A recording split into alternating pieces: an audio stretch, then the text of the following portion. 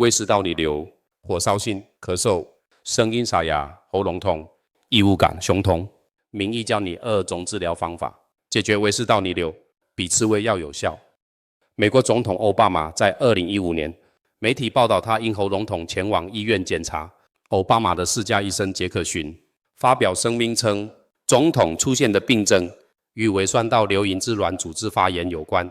我们会用适当的方法替他治疗。美国总统拜登在2024年的公开辩论中，与共和党对手川普进行电视辩论时，一开始似乎表达不顺畅。报道说，拜登多次请喉咙或咳嗽，他的医师欧康纳先前曾表示，这是有胃酸道流引起。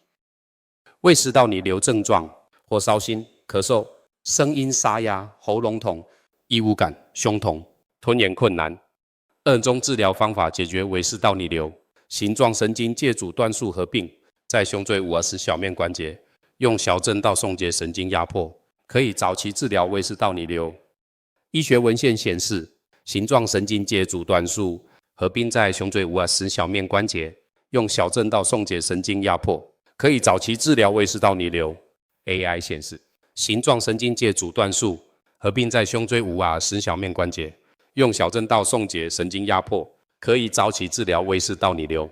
原力脊传食道有个食道裂孔，在胸椎第10的位置，是食道和迷走神经通过的通道。下食道挂月肌靠为动脉供血，交感神经让血管收缩，阻断它向性状神经节阻断术能让血管放松，帮挂月肌正常工作。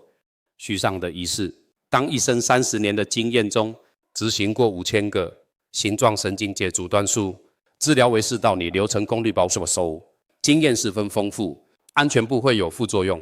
胃食道逆流需要做1到3次疗程，每个礼拜2次，1次的治疗时间为1个小时。筋膜平衡术治疗内容：神经节阻断术、小振道微创、体外震波。台南市区上的诊所电话16995